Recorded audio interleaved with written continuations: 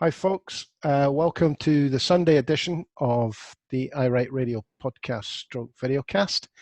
I don't think I've seen so many articles in the National that were interesting as I have today. Andrew Tickell's got a piece we're going to have a chat about. But maybe the most interesting piece of all in today's papers is from Dani Garavelli in The Scotsman. She attempts to be even-handed in it. I'm not sure she succeeds. Stuart, you have first bite of the cherry on Ms. Garavelli's. Okay, but I'm going to have to ask Jimmy a question. Dani Garavelli is married to who?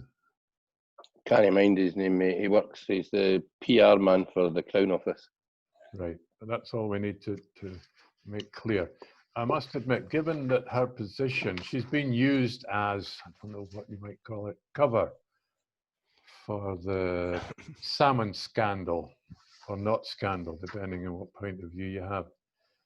And I looked at this article looking to see just what she might say about the division and the possible SNP wars. God, there's a headline we've been using for years. But she finishes her very last sentence, and I want you guys to think about this. It has begun to feel like an idle plea, repeated ad nauseum by those who want to see the movement capitalize on the surge of support for independence. Now, this is the point I want you to think about. But it would be good if those in all factions and none could set aside their petty squabbles and internal power struggles and focus on the greater prize. So what is she saying there? Is she saying she supports independence or not? I think her position, if we cast our mind back to that article she wrote where she identified on the back of them having spoken to her, I think, a couple of the women who were involved in the Alex Salmond case, I think she's realized she's made a mistake. And I think she's realized that she's got off with it where others haven't, i.e. Craig Murray and Mark Hurst.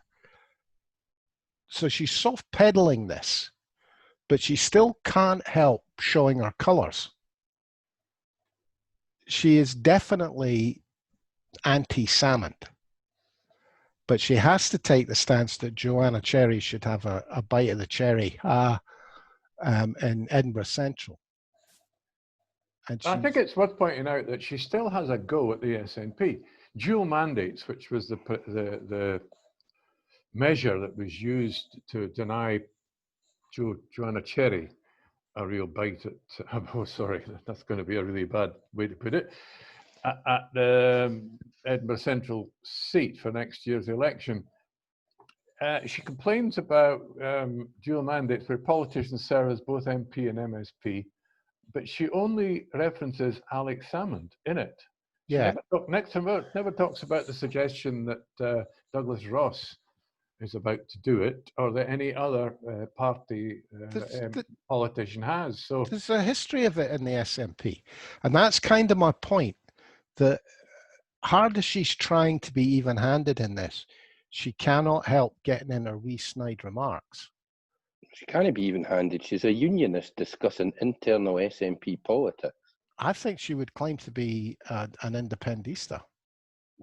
She can claim to be all she wants. She's a unionist writing in a unionist newspaper about the Scottish National Party.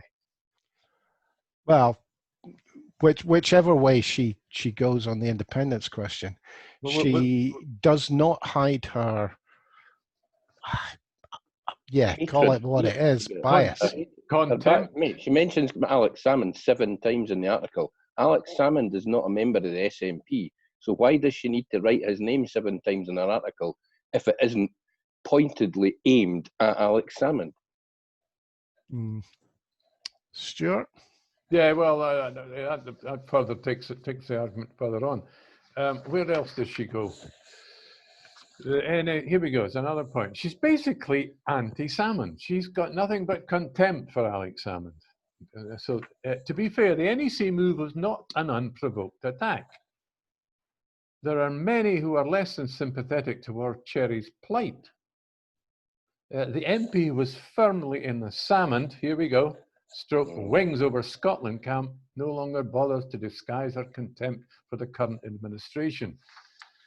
Oh, my goodness. I mean, if you consider the position Joanna Cherry took yesterday, which was, the rules have changed, I'm not prepared to put my staff out of work. That's a completely false characterisation by Garavelli. Yeah. Absolute nonsense. It's agenda driven. As I say, she is attempting to eviscerate the party over something. I mean, let's be honest, to an extent, it's a bit belly button fluff picking, it's navel gazing. It's stuff that the party should be able to sort out.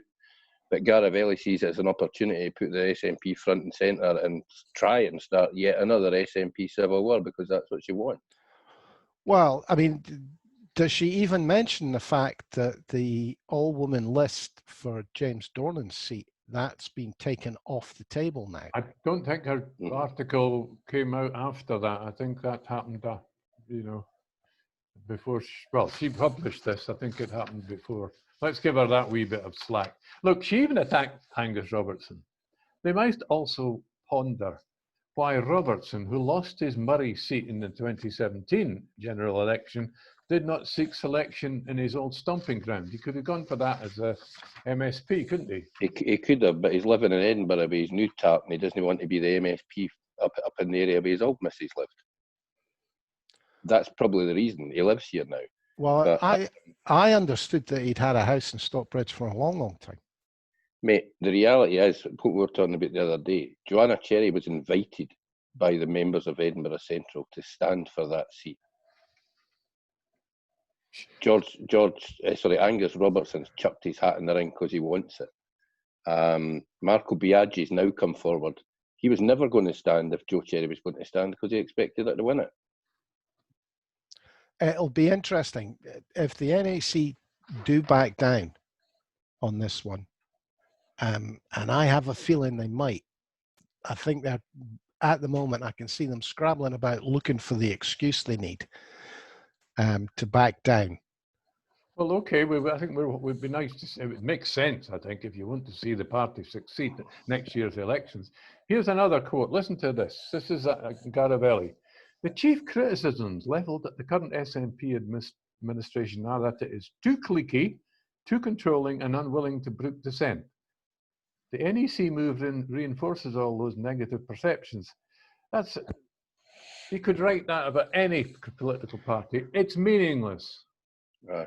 And I don't think she believes it. I believe that's her attempting to show an even-handed approach to this. I think Philippa Whitford's tweet today kind of strikes home on that one, though. She's now saying that her and every other SNP MP are now trapped in Westminster and don't have the opportunity to put themselves forward to sit in Holyrood. And that was explained to none of them prior to standing as a Westminster MP. And I think that might be the first crack of the door opening for the excuse they need. They need it. Well, they certainly need an excuse. Here's another thing, another quote from the wonderful Garavelli. Cherry, she is loathed by many in the mainstream party. Wow, that's not holding back, is it? Well, what does she consider the mainstream party? Well, let's be honest. That's an abject piece of crap. That is nonsense. Where she's getting the loathing from is from the twatterati on Twitter who dislike Joanna Cherry's, shall we say, rather forthright defence of women's rights and her dislike of the Gender Recognition Act. And I think those people are not, by any manner of means, you could never describe those people, that particular clique, as mainstream party.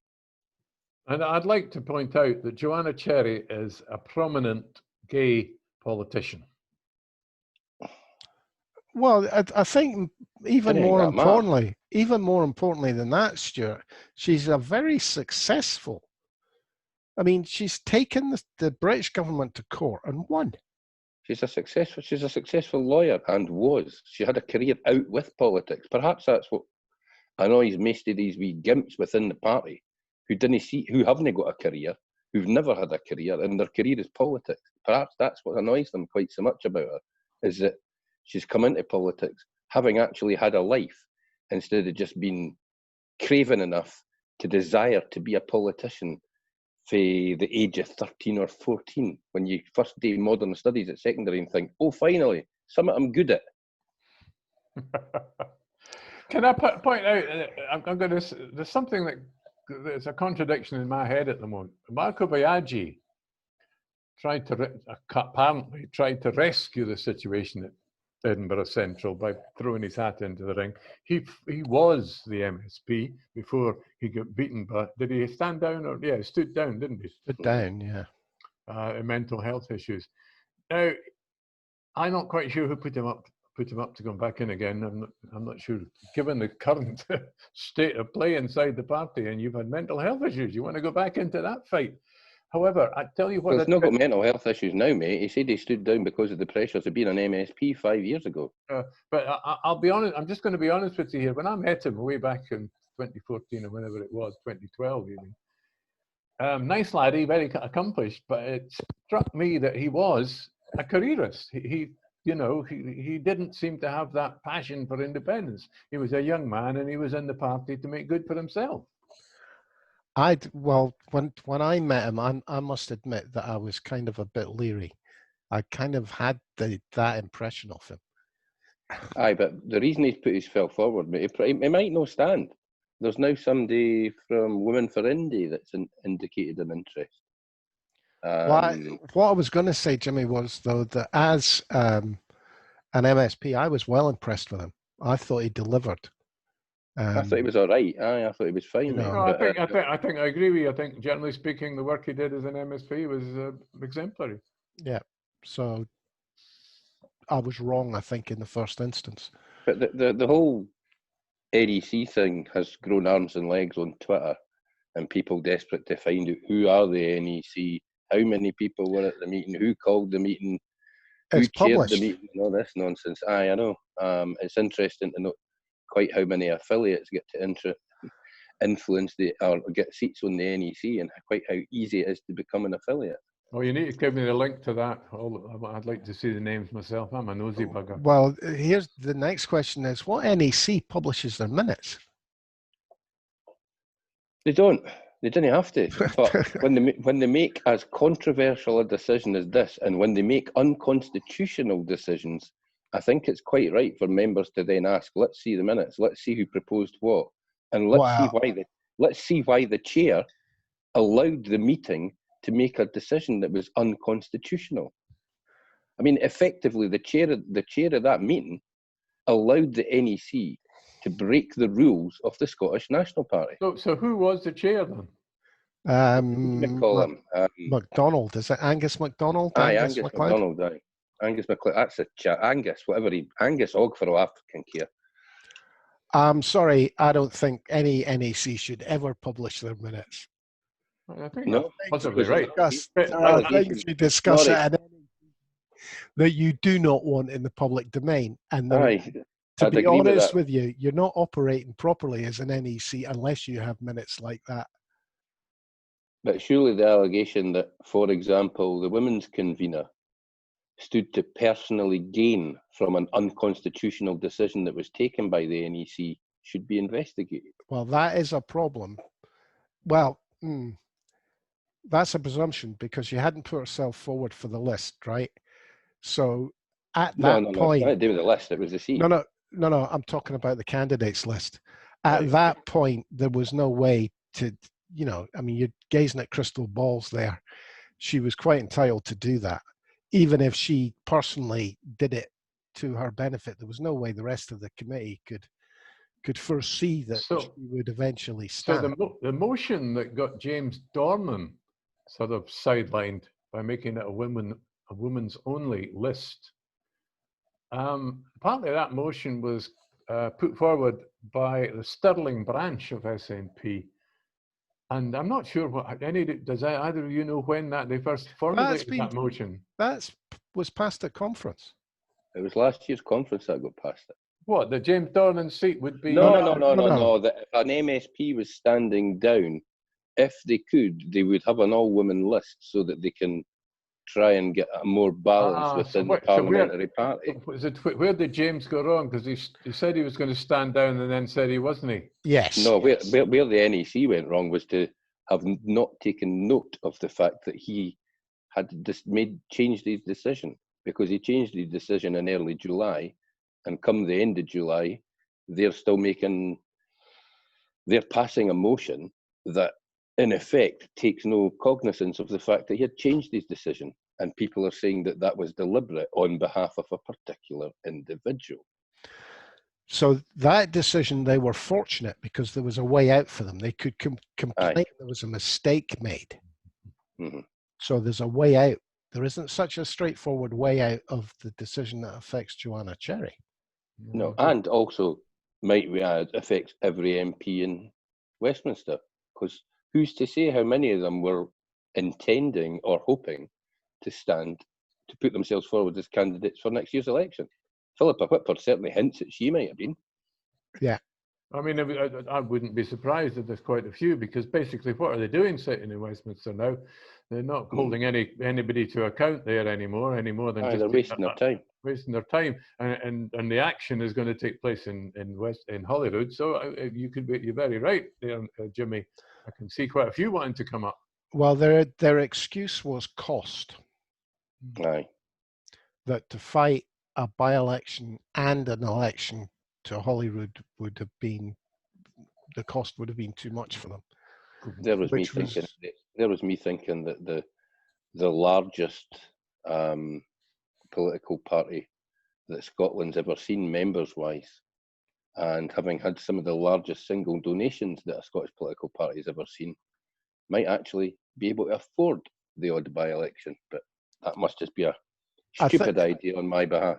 I think unless the NEC is populated with incredibly stupid people who wear blinkers all the time, I think we pretty much have to accept that this was a ploy to keep Cherry out, regardless of what comes out down the line. I mean, it was incredibly caw-handed. It was cat-handed. Cat-handed is a nice way to put it. Let's be clear. Most of these people that are on the NEC are amateurs. Well, they're amateurs playing who've been used to playing politics at Stirling Uni and Edinburgh Uni and places like that, and think university politics is that they're the bee's knees. They know exactly what they're doing. Well, they made a pig's lug of that. They've now made a pig's lug of it in public, and frankly, half of them should be considering their positions, I think. Well, you make a good point, because I think it's very good. Even the Labour Party wouldn't have made such a caw-hand of this.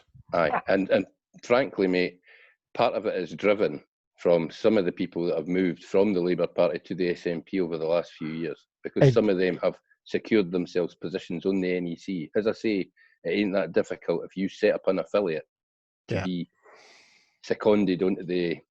And it's remarkable how many people feel like student politics and that, and how many people that have been in the party for 3, 4, 5 years are suddenly on the NEC. Well, they need to have a really good look at it, and they need to think about changing it from a traditional NEC. Mm-hmm. I would suggest that the NEC might be better, maybe forming policy, forming decisions, and a tighter, more professional body takes the decisions. Yeah, because we can see the damage it's done both to the Liberal Party and to the Labour Party, and they should be able to look back and think, we don't want this to happen.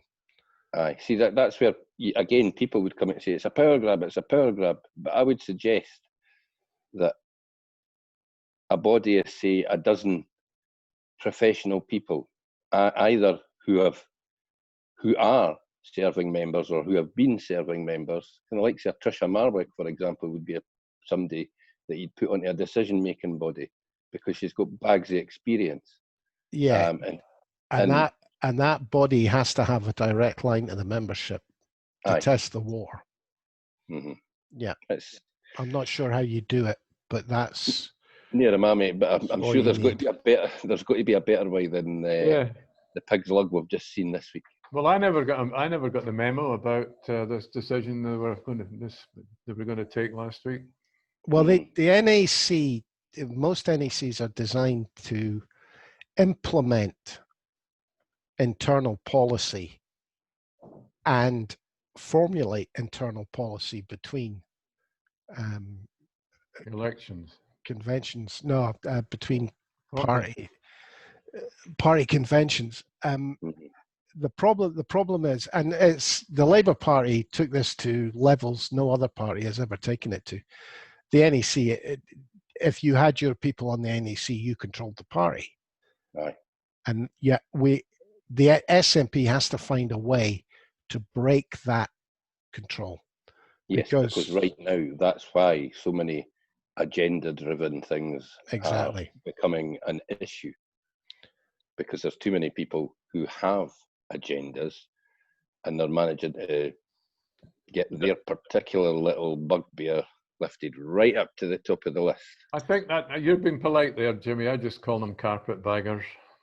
Well, yeah, but you get the ridiculous situation. I mean, we've all seen it, where you're voting for something you don't care about in order to get the vote of the person that wants your vote. You know, it becomes a labyrinth. You find yourself supporting things that you would never normally support in order to get your faction's votes. They also get things onto politics. They get things onto conference agendas that should never be anywhere near conference. Yeah. And like you say, the Labour Party destroyed themselves. They ate themselves up over stuff like this. So it shouldn't be happening to the SNP, because they should be wise enough to have seen how parties in the past have destroyed themselves and do it a bit better. Well, an example of what an NEC can do, they supported the fact that Scottish independence has never been discussed at a Labour Party conference. The Scottish members of the NEC kept that off the agenda. Made sure it stayed off the agenda. It's amazing. It's never been put to a Labour Party conference. And yet we have, time after time, we have polls that anything from 1/3 to 45%, even nearly 50% of Labour Party, Labour supporters support independence. How stupid is that? Well, I mean, they don't want it discussed because they think it will create a schism in the Labour Party. The party is more important than the country. Yeah. Now that's what they've done wrong with the NEC. They think the party is more important than Scotland. I think it's worse than that. I think they think their particular objectives are more important than Scotland, than the party and independence. Some of them absolutely 100% do think that, mate. And that's a real problem. It's interesting that Dani Garavelli, who I have very little time for, does even mention, she does bring up the Stirling Labour Party, because there's quite a lot comes out of Stirling. I have no time for Stirling University students and Stirling University politics. It was disastrous in the 80s when I had a friend there. What do you mean? Jack McConnell's ex-Stirling. Mate, there's a kind of few folk that went there. It's not a bad uni. Lord Jack McConnell. Some of the horse shit that comes out of that town, mate, is frightening. Okay, let's move on to Peat Worrier's article about the new team at the top of the Tory party. Stuart, you're shaking your head there. Can I just give you the final quote in the article, and then we can go backwards? It's no problem. Ross, who's the candidate, has explicitly positioned himself as the "don't you wish Ruth Davidson didn't resign" candidate. I don't know about you, but I'm struggling to experience that as an inspirational vision for the future. I have not seen any of his literature. I will force myself to go and read his. Give yourself a laugh and just read the Times article, mate. That says everything that you need to know about Douglas Ross. He's a horse's arse. In fact, no, because a horse's arse has its uses, particularly for a horse. He's not that useful. Now, I'm getting mixed up here. Douglas Ross is not the groper from the Westminster No, Bar. no, he's not the tamperer. No, he's the referee. Right. That was Ross Thompson, the tamperer. Ah. Although, fair play, although Sky News have managed to keep the boy's name quiet so far, apparently there's a far better tamperer than Ross Thompson floating about at the moment that we're not meant to talk about.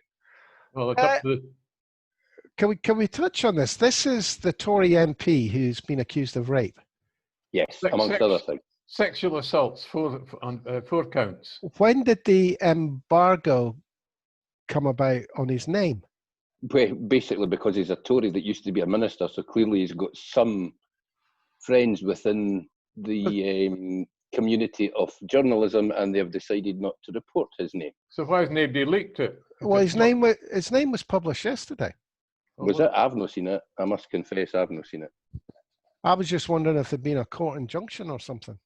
No, and as far as I understand, mate, they're deciding that, and they're using some pretty spurious excuses, like Cliff Richard, for example, which just doesn't pertain. So this is not This is not the guy that was the MP for Dover, whose wife is now the MP. He was convicted. No, he was convicted, wasn't he? He got convicted on Friday and is heading towards heading to the big house. Right. Okay. Sorry, we're going off. Did you say he was heading for the big house? You mean the Lords? No, he's headed to jail, mate. The judge did tell him that he would be facing a custodial sentence when he comes back for a sentence in a couple of weeks. All right. He's not heading to the Ermine big house. He's heading. No, he's heading to the don't drop the shower big house. Don't drop the soap, sorry. Don't bend over. Back to Andrew Tickell. He basically ripped Mr. Ross another arsehole. It's stunning that this guy is standing on a Ruth Davidson's better than me, but she's retiring ticket. Mate, you should see the thing in the Times, honestly. He talks about being a patriot, about being a true patriot. He's trying to position himself as, for the whole of Scotland, when he intends to lead a party that isn't Scottish, he intends to lead the Scottish branch of an English party.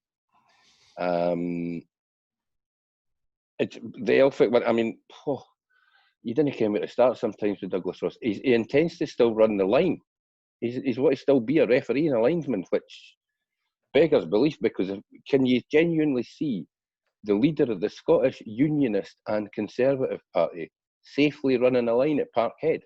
Is this a man of the people stance, do you think? He's kind of trying to take it, mate. I mean, come on, we've got the laughable situation where rumour has it that the dream team to stop the SNP in next year's election is going to be Douglas Ross, Ruth Davidson and Michael Gove.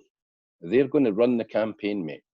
I mean, seriously, it's a dream team for the SNP, if you ask me. That's right. Well, but it is another issue that perhaps we won't necessarily talk about today. There's that Queen Elizabeth House on New Street in Edinburgh waiting for them.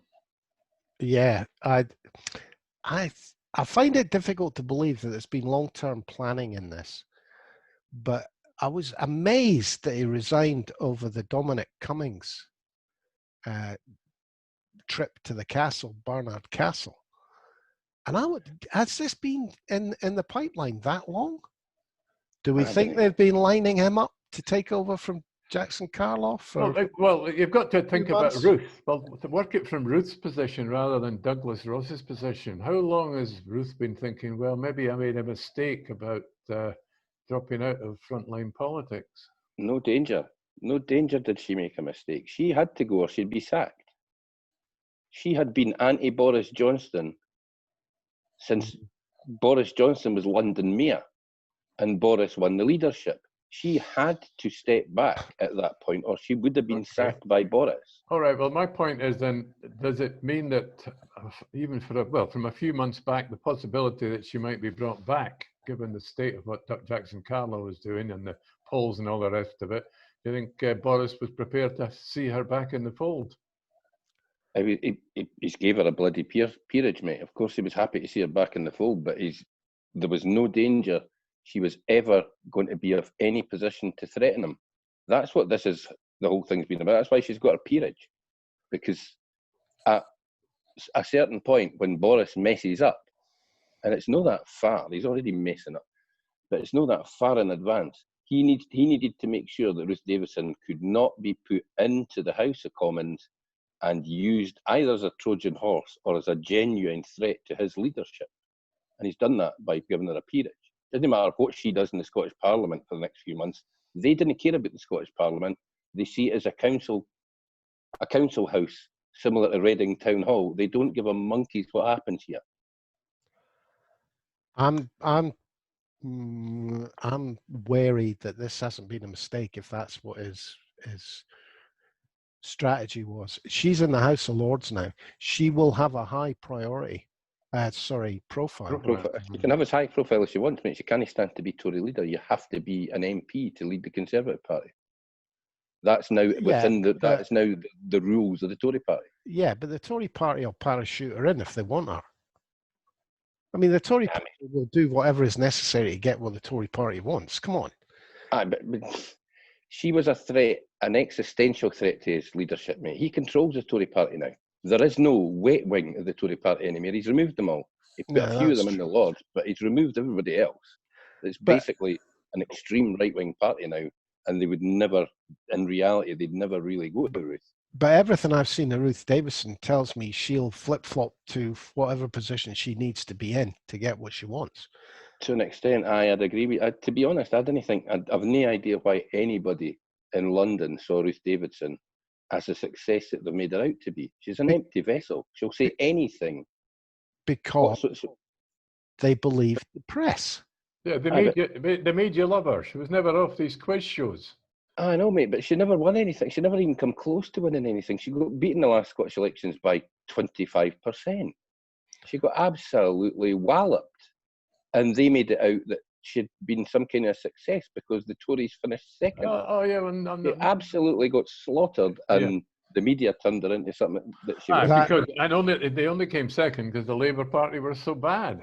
Aye. But that's what the headlines will be from now on. Ruth comes back. Sturgeon shaking in her boots. I mean, serious. I've seen it already. I've seen guys tweeting saying that Nicola will be shaking in her boots. She regularly used to bounce Ruth up and down, and Christ almighty, it's just as well that Enrique Morales put a decent roof on that debating chamber, or Ruth would have been kicked right out at times. She was, remember, I'll show you the throw down pen. She got that bloody annoyed at times because she was useless. She can't do that job. The only problem is she couldn't do that job. She's going to look good for the first 2 or 3 weeks because look at what she's following. Jackson Carlisle was even more inept than any I thought he possibly would be. Okay, what I think will be interesting is I think Ruth Davidson will throw the rules, let's be kind of reasonable during COVID, out the window. I think she's going to go for the jugular, which is a problem for Sturgeon, because Sturgeon doesn't want to go political until the COVID thing's over. The way she's playing COVID at the moment suits her down to the ground. Popularity through the roof. If Ruth Davidson forces politics into it, what does Nicola Sturgeon do? Ignore Ruth Davidson? Douglas Ross says as much. His focus will be just. He's not mentioned the union in this article. Anything else? What about the Times one? Did you say, does he mention they save the union, or is all about domestic policies? Aye, but his way of saving the union is domestic policy. It's education. It's health. It's unemployment. But that was trailed a month ago when we could see the state play for the Tories, and they had nothing left but to go there. Let's be clear. It's easily turned around upon them. They want to go on education. Barry, you were the ones that tried to force people back to school in England months before it was safe to do so. They want to go on health. I'm sorry. How many billions have you given away in contracts in NHS England to your friends that have been frittered away and wasted? What have we got to show for it? I think the Tories are going to try and play it like they play general elections. They make general elections all about the SNP at Holyrood. They fight general elections on devolved issues. I think That's what they're fine. going to do is what they do here. And don't forget the propensity to lie is now. Well, they do a lot more of it now. what the SNP need to do is have a strategy of forcing them to come out with policies for Scotland. This is what you're doing in England. What are you going to do in Scotland? Or are you just going to follow what England's doing? That's the only strategy I can see, unless it does once again become about independence. It would be, excuse me, it would be interesting if the SNP actually started fighting it on the constitutional issue. At last, it would be. I think it's the way to go, because the Tories right now have got no answer to that. If they go on a union for next spring for the holiday election, the Tories do not want to fight it on that. Jimmy? I'd agree with that. And also, I think you're right, mate. And I do think it would be nice to try and force Scottish Tories to actually have a policy position on things. But it's a pretty difficult thing to do. They really don't like to take a position. They just like to attack other people's. But on the union, yeah, and they've not got a leg to stand on in terms of their arguments are going to be the arguments of 2014. They've not got anything new to offer, and the arguments of 2014 are no longer enough, because in 2014 those arguments only worked because of the promises that they made that they have since broken. Yeah, and look, we've had quite a lot of international articles about Scotland and the way things have changed because of the pandemic, not just about Nicola Sturgeon's performance, but just in terms of, it has been a different strategy. And it's identified that there is a difference between Scotland and England that the Tories like to pretend that isn't there. Yeah, and a difference that's worked. That's different strategy that's worked. That graphic that was popping around yesterday showing the entirety of deaths around the UK for the whole of July, where there were over 2,200 deaths in England, I think 5 in Northern Ireland, 6 in Scotland, and 30 odd in Wales. You know what I mean? It just shows that the three nations that make up the UK that aren't England have done things far better. And for the English just to say, but that's because we're different, we've got heavier populations, ram it. You've got a bigger population. It's no more densely populated in London or Birmingham than it is in Glasgow or Cardiff. I'm sorry, it just isn't. And they've made catastrophic decisions around, as I say, these contracts. Serco's test and trace thing doesn't work. It just doesn't work, because if it did, they wouldn't have to shut down half of Greater Manchester, West Yorkshire, East Lancashire. They've shut down 4.5 million people. If their test and protect thing worked, they wouldn't have had to do that. West Midlands now, Sandwell, and somewhere in Liverpool as well today. Look here, we've got 13 cases, I think, were tweeted this morning out of a boozer in Aberdeen, and we're already test and protect are on it. If that had happened in any English city, they'd be locking down the entire city, because the Serco project doesn't work. So strategically, the mistake you seem to be arguing that the Westminster government made was not to go local with this.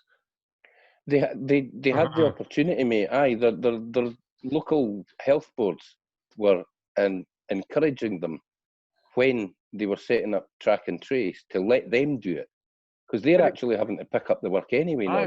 They're getting huge blocks of information coming out of Serco, and they're having to drill down on it to actually get anything done. The trouble is, Jimmy, you got to go back a wee bit, and over the 10 years of austerity, these departments of local authorities in England have been stripped to the bone of resources. They have been, mate, but they still exist. At the end of the day, as I say, because Serco's project isn't working, it's still your local authority that are getting handed this data. Yeah, I'm not saying that, but they started. All I'm saying is they started off from a very awkward position. Aye.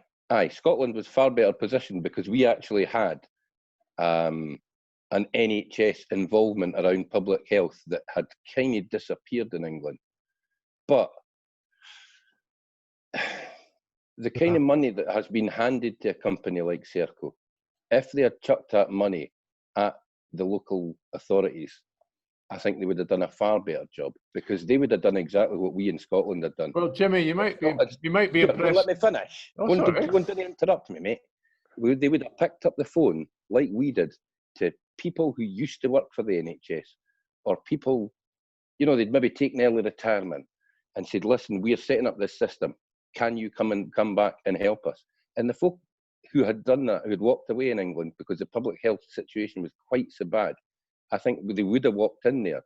Instead, what you've got is Serco employing people in call centres who have absolutely no medical experience whatsoever. And then the call centre's taking a cut of the money, Serco are taking a cut of the money, and the people in the call centres are getting paid minimum wage. Well, do you know what company names popped up in Australia? Serco. Serco. I wouldn't be. Aye, they're having a. Well, unfortunately, they're a. What would you call them?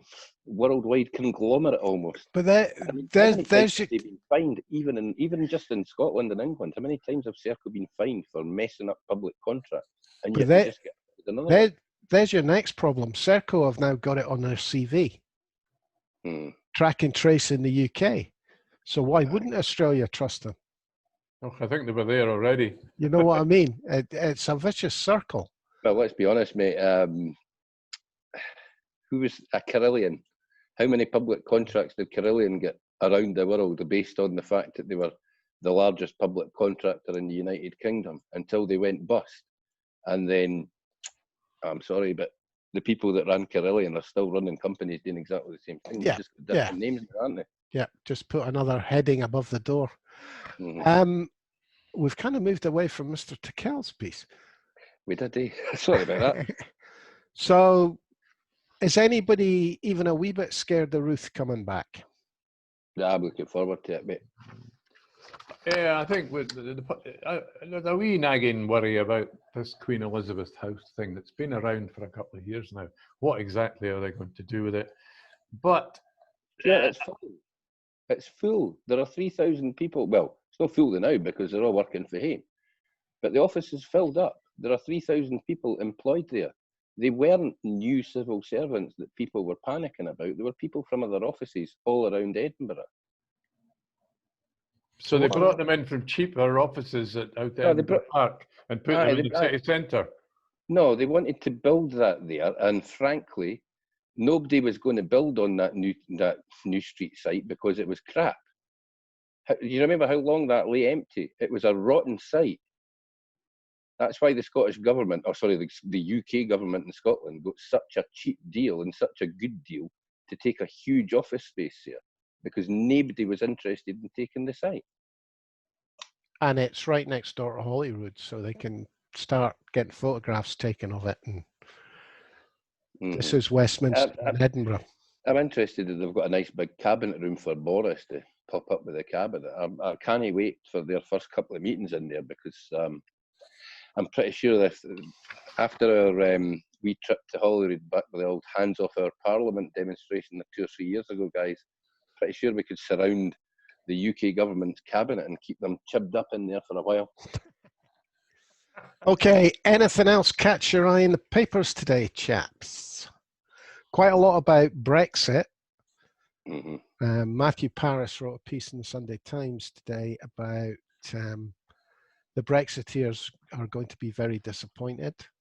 Yeah, I noticed a couple of pieces as well from Europe, where they're saying that after Barnier's dismissal of how the UK had been approaching the negotiations, the Europe are saying that now, all of a sudden at the last minute, they are getting genuine suggestions that might produce a deal, where they've had nothing for months. And since Barnier said, Ken Watt, it's about time to walk away, all of a sudden they're moving. And like you say, the suggestions that are coming out of it is Matthew Paris are going to be a bit hacked off.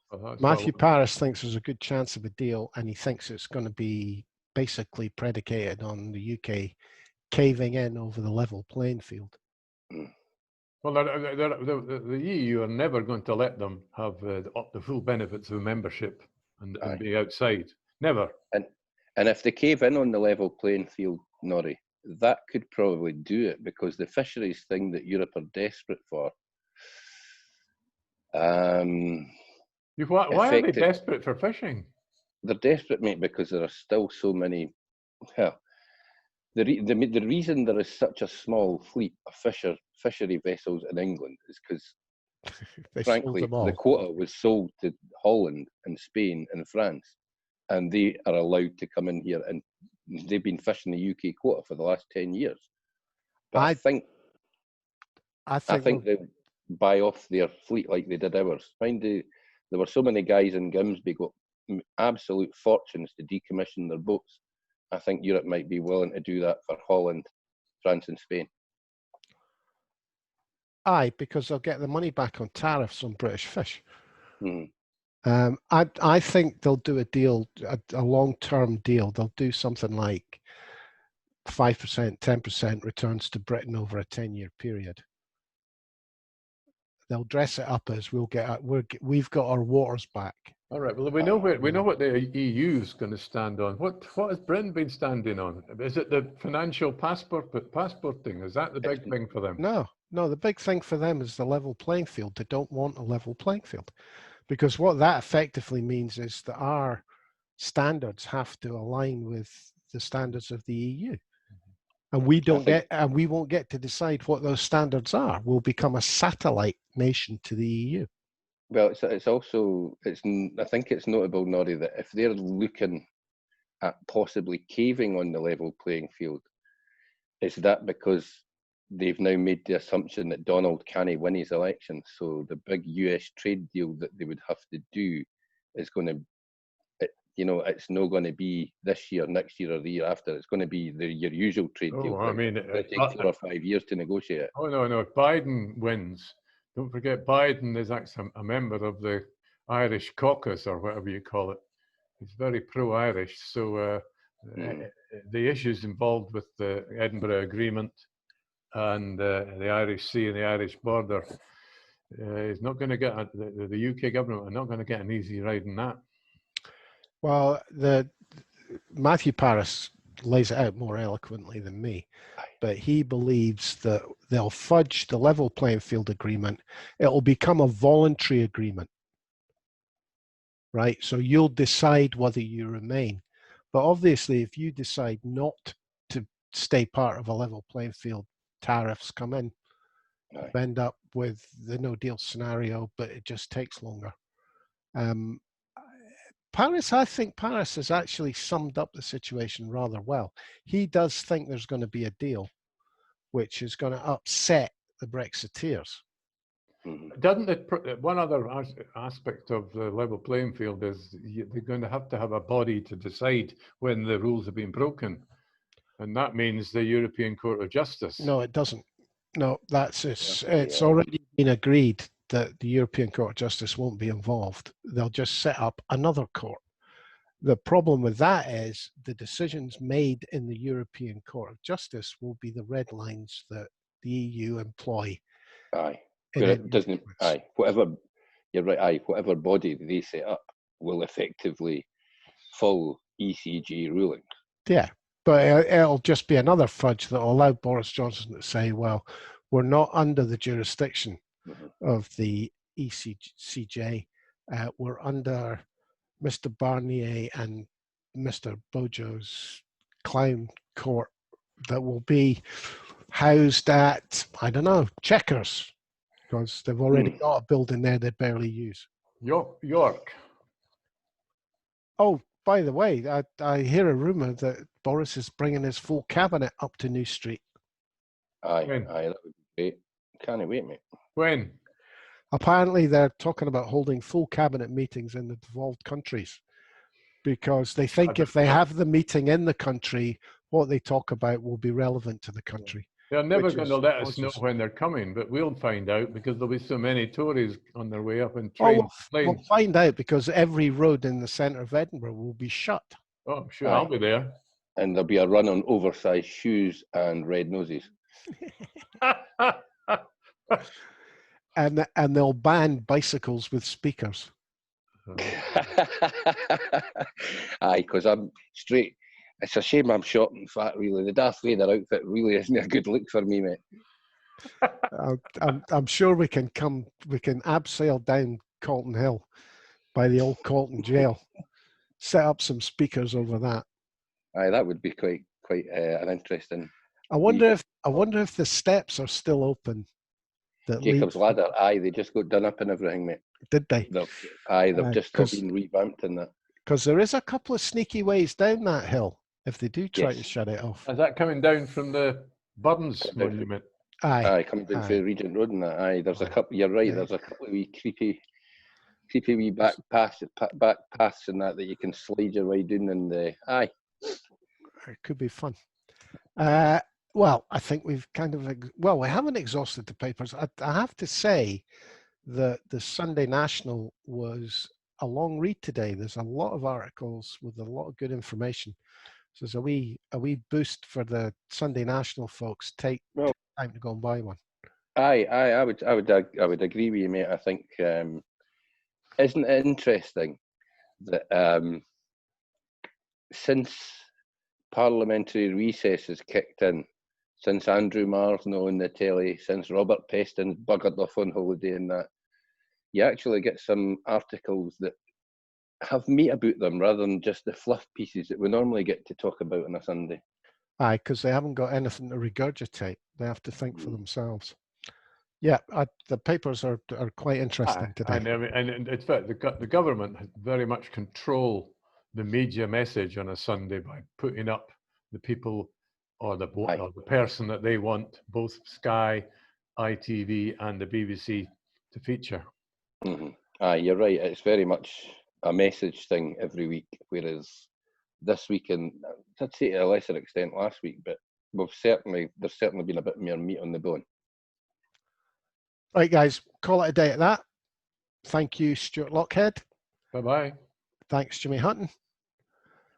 I'm Norris Stewart, and we'll catch up with you on Monday, folks. Thank you for listening. Hope you enjoyed it today. We've managed not to have a rammie today. That's a bit unusual. I think we should schedule one every day. I think our viewers and listeners expect it. Oh, right. So we've got to fight just to keep the masses happy. You've got to keep your fans happy. Okay. Norrie, do you not get a slap on the wrist for using the term masses? Is that not false advertising? Oh, yes. Well, there is that. Okay. The small number who make up our masses. Yes. Okay, folks. We'll catch you on Monday. Cheers for now.